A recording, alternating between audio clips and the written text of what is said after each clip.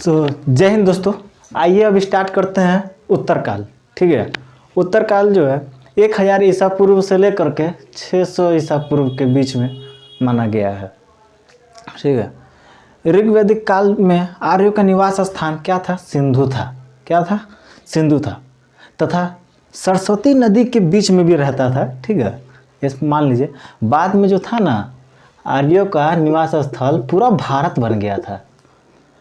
आर्य का निवास स्थल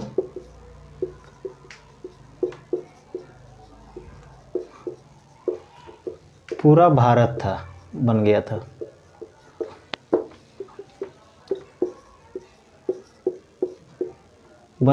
ठीक है, आर्यों का निवास स्थल पूरा भारत बन गया था, यानी पूरे भारत में फैल चुके थे यार सब लोग। ठीक है, सभ्यता का मुख्य क्षेत्र जो था उस समय गंगा माना गया था। गंगा,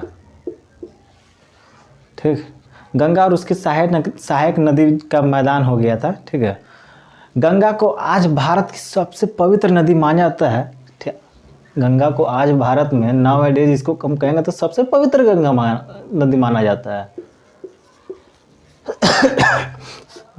पवित्र नदी, ठीक है, आज के समय में गंगा को पवित्र नदी सबसे पवित्र नदी माना जाता है।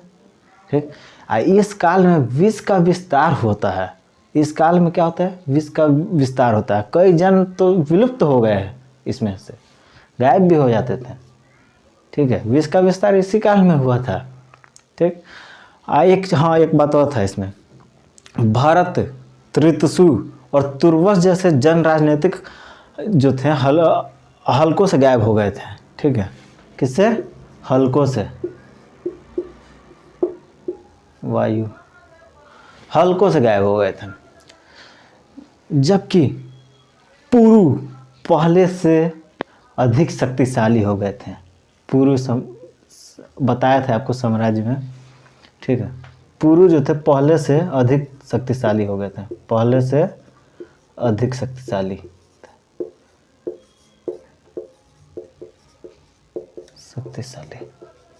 इससे पहले वाले वीडियो में हम पुरु का जिक्र किए हुए हैं। ठीक है, आप देख लीजिएगा। ठीक, पूर्वी उत्तर प्रदेश और बिहार में कुछ नए राज्यों का विकास हो गया था। किसमें? पूर्वी उत्तर प्रदेश यानी नॉर्थ उत्तर प्रदेश, पूर्वी उत्तर प्रदेश और बिहार, नए राज्यों का कुछ स्थापना हुआ था। नए राज्य, ठीक है, नए राज्य का स्थापना हुआ था। कौन कौन से जिले? पूर्वी उत्तर प्रदेश और बिहार के कुछ नए राज्यों का विकास हुआ था, जैसे काशी, कौशल, मगध और अंग। और एक और था, हाँ, विदेह, जिसे हम मिथिला कहते हैं। ठीक है, कौन कौन सा? काशी, कौशल, सब आप पढ़ेंगे महाजनपद में। काशी, कौशल, मिथिला। ठीक, काशी, कौशल था और मिथिला था। हाँ, एक और था यार, उसका अभी क्या बताएं आप लोग को। काशी था, कौशल था और मिथिला था। हाँ, एक और अंग था। सब महाजनपद का पार्ट है।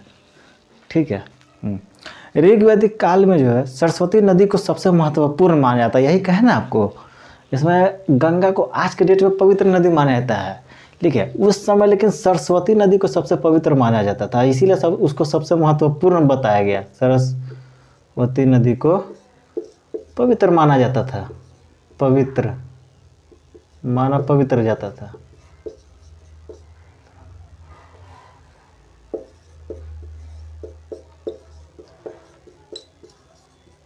किसको? सरस्वती नदी को।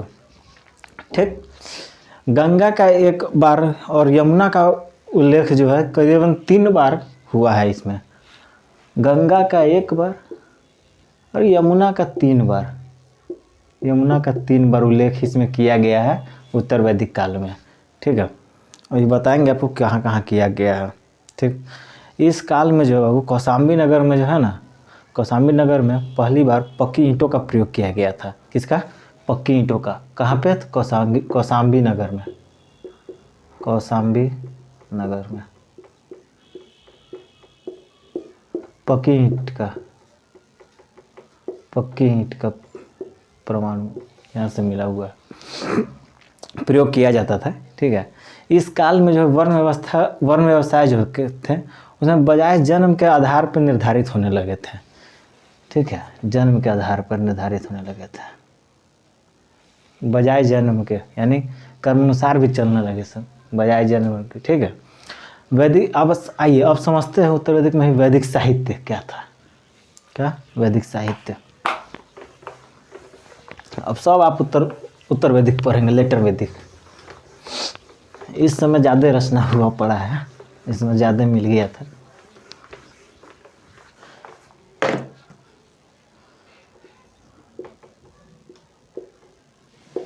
वैदिक साहित्य पढ़िए। वैदिक साहित्य में जो है बाबू 4 वेद का रचना मिला हुआ है, पर्याप्त। 4 वेद जो है वैदिक साहित्य में 4 वेद है, उनकी संहिताओं जो है ब्राह्मण, ठीक, ब्राह्मण, आरण्यक, उपनिषद और वेदांग का था। ब्राह्मण, आरण्यक,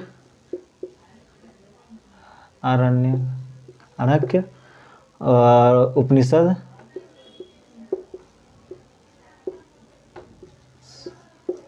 वेदांग। ठीक, वेदांग को शामिल किया जाता है।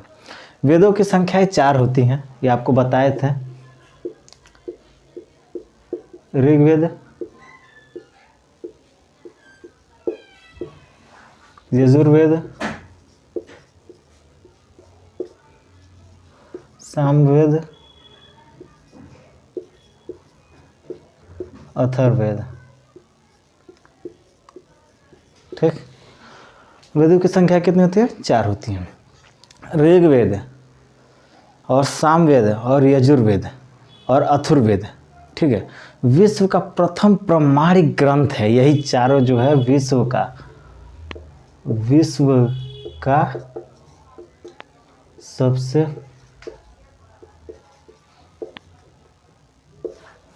प्रामाणिक ग्रंथ है। इसका यानी प्रमाण मिला हुआ है यार, विश्व का प्रामाणिक ग्रंथ है। ठीक है,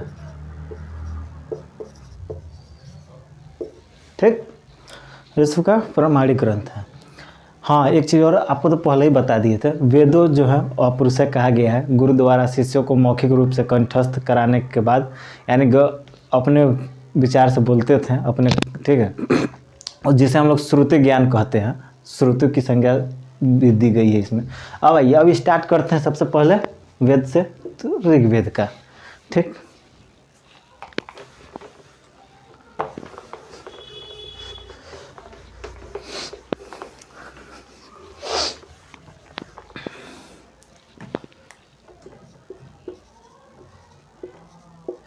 ऋग्वेद, ठीक है, ऋग्वेद में जो है, ऋग्वेद देवताओं की स्तुति से संबंधित रचनाओं का ग्रह है। किससे? देवताओं से रिलेटेड है,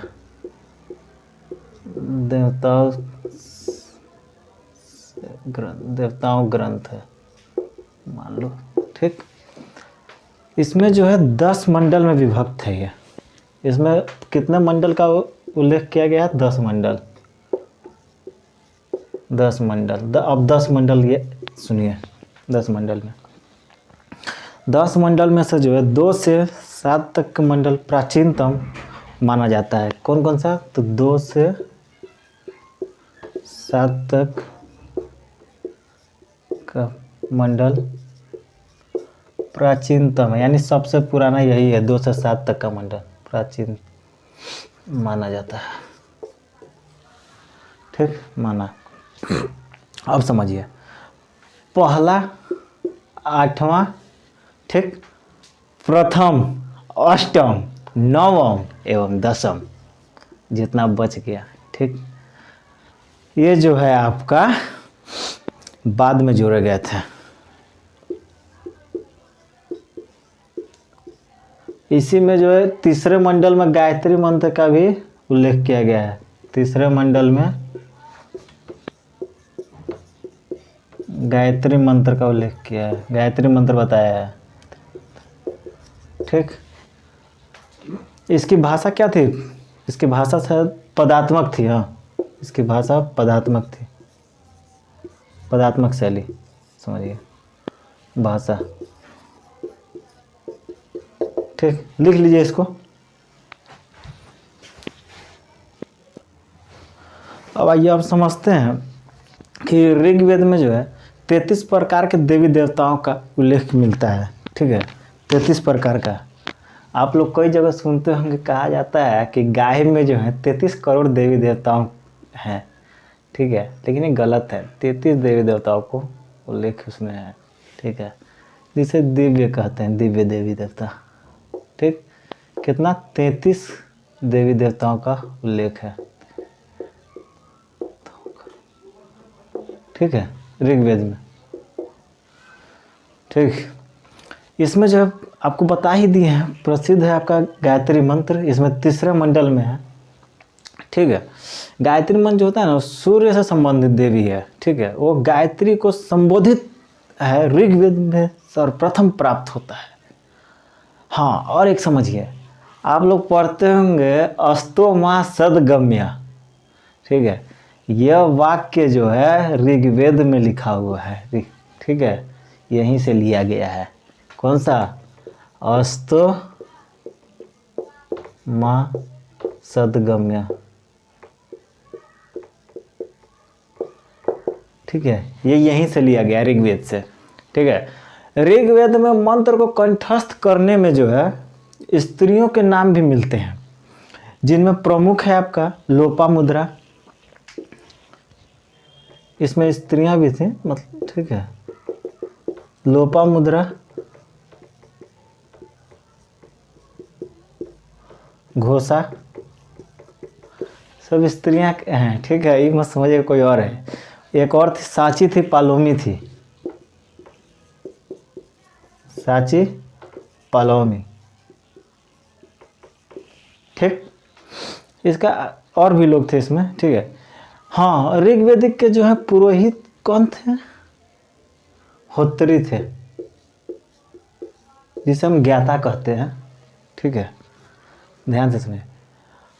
इसमें जो है गोत्र, शूद्र, वर्ण शब्द का सर्वप्रथम इसमें उल्लेख है। इसमें बताया गया हुआ है शूद्र के बारे में भी। 9वें मंडल में बताए थे। 9वें मंडल में 114 सूक्त हैं। कितना? 114 सूक्त जो सोम को समर्पित होता है। जंगल के देवता को क्या कहते हैं? सोमदेव। 114 सूक्त 9वें मंडल में है। 9वें मंडल में 9वें में 114 सूक्त है जो सोम को समर्पित है, सोम देवता को। ठीक, इसीलिए बता है ना, इसमें देवी देवता का उल्लेख किया गया हुआ है। इसमें लगभग 11,000 श्लोक है। कितना? 11,000 श्लोक है इसमें। ठीक है, ऋग्वेद में।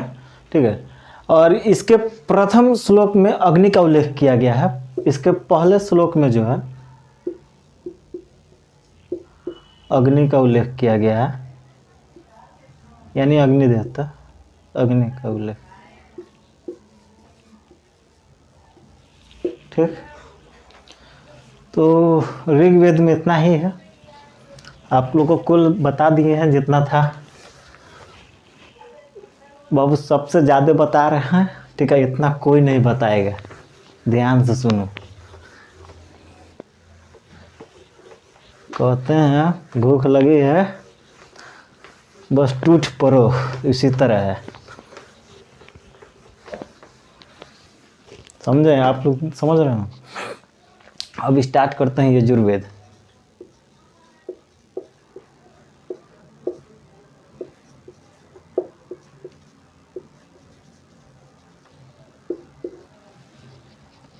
यजुर्वेद।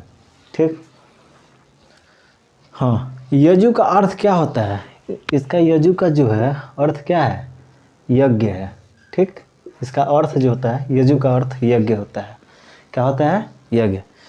इसके जो इसमें जो है इसके पाठकर्ता को जो है अधर्व्यू कहते थे। इसके ज्ञाता को अधर्व्यू कहते थे।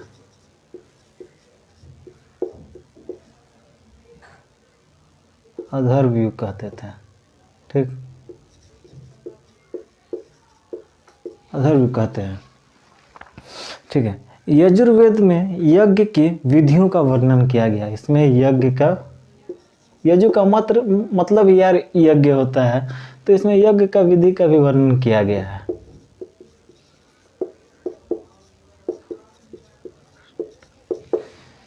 ठीक है। इसमें जो है मंत्रों का संकलन अनुष्ठान के यज्ञ के समय शस्त्र पाठ जो है के उद्देश्य से किया गया हुआ है। ठीक है। इसमें कोई ज़्यादा कुछ नहीं। इसमें जो है मंत्रों के साथ साथ धार्मिक अनुष्ठानों का भी विवरण है। मंत्रों के साथ साथ धार्मिक अनुष्ठान जैसे, ठीक है, इसमें जो है मनुष्य के साथ धार्मिक अनुष्ठानों का विवरण है, जिसे मंत्रोच्चारण के संपादित किए जाने का विधान सुझाया गया है। यजुर्वेद का जो है बाबू भाषा क्या है, वही ऋग्वेदिक वाला पदात्मक भाषा ही है। और एक और था गदात्मक, हाँ गदात्मक, ठीक है, पदात्मक और गदात्मक। यजुर्वेद की जो है 2 शाखाएं हैं। यजुर्वेद का 2 ब्रांच हम जिसे कहेंगे। यजुर्वेद की 2 शाखाएं की जिक्र की गई है। इसमें 2 शाखाएं जिक्र है। पहला आपका आ जाएगा शुक्ल यजुर्वेद, फिर कृष्ण यजुर्वेद।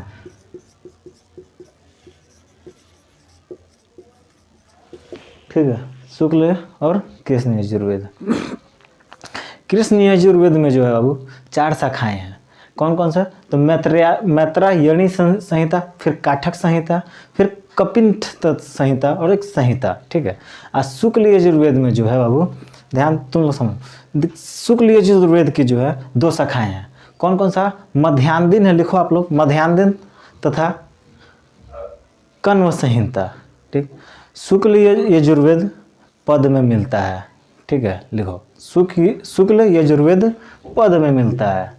ठीक है, कृष्ण यजुर्वेद गद्य में मिलता है। ठीक, लिखो यह 40 अध्यायों में विभाजित है। लिखो यजुर्वेद 40 अध्यायों में विभाजित है। 40 अध्यायों में विभाजित है। ठीक है। यजुर्वेद का जो है ब्राह्मण ग्रंथ शतपथ ब्राह्मण है। ब्राह्मण ग्रंथ इसका है, जो ब्राह्मण ग्रंथ ब्राह्मण है, शतपथ इसका ब्राह्मण है।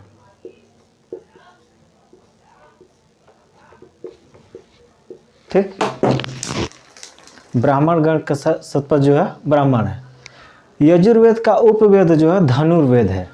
ठीक, यजुर्वेद का उपवेद धनुर्वेद है। धनुर्वेद का मतलब क्या है? धनुर्वेद अस्त्र और शास्त्र से संबंधित है। ठीक, द्रोणाचार्य, जिसके विश्वामित्र, कृपाचार्य, इससे संबंधित प्रमुख आचार्य इसमें है।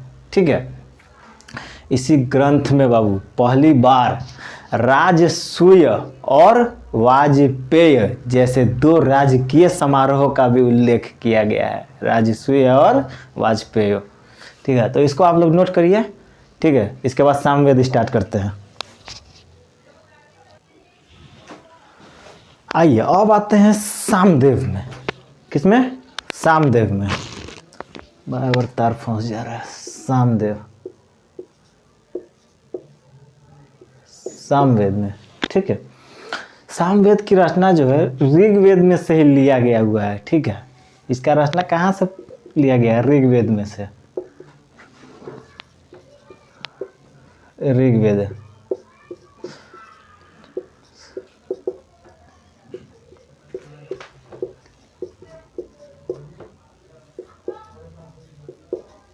ठीक है, इसका रचना इसलिए लिया गया वहाँ से, सामवेद को बनाया क्यों है? सामवेद जो है इसको गाने योग्य बनाया है, ठीक है, गाने के योग्य, गायन कार्य, गायन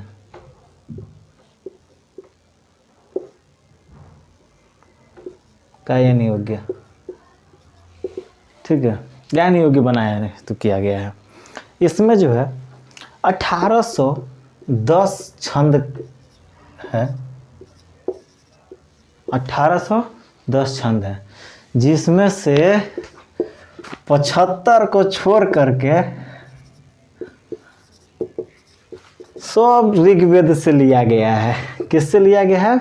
75 छोड़ करके सब ऋग्वेद से लिया गया है, ठीक है, उसी से लिया गया। फिर उसके बाद समझिए सामवेद कितने, सामवेद का 3 शाखाएं हैं, सामवेद का 3 शाखाएं हैं,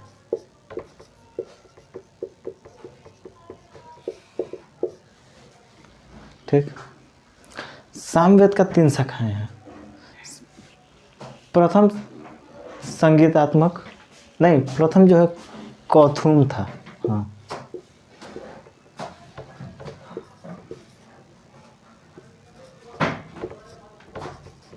प्रथम कौथुम था, कौन है उधर, प्रथम कौथुम था, ठीक है, फिर रामायणीय था और जैमिनीय था, और जैमिनीय था, ठीक है, बस यही था जैमिनीय। फिर उसके बाद समझिए भारत में जो अभी लोग भारत की जो है सामवेद का जो है प्रथम संगीतात्मक पुस्तक होने का गौरव प्राप्त होता है। सबसे संगीतात्मक मतलब संगीत का पहला किताब सामवेद के रचना से किया गया है, ठीक है, भारत की प्रथम संगीतात्मक पुस्तक है, उसका गौरव मिलता है, प्रदान है, ठीक है। सामवेद को ब्राह्मण ग्रंथ है, ठीक है, उसके वो पंचविश हो गया, जैमिनी है, वो सब है, ठीक है। सामवेद का जो है उपवेद जो है गंधर्व है, उपवेद इसका जो है उपवेद गंधर्व वेद है, गंधर्व वेद, ठीक है, गंधर्व वेद है, क्या है? गंधर्व वेद। यह भरत नारद मुनि से संबंधित है, इसमें गायन नृत्य आदि वर्णित है, इसीलिए आप समझते होंगे जो नारद मुनि है हमेशा वीणा लेके गाना गाते रहते हैं, उसी से संबंधित है, ठीक है। हाँ, अब आपका बचा ऋग्वेद हो गया, यजुर्वेद हो गया, सामवेद हो गया, अब आपका बचा अथर्ववेद।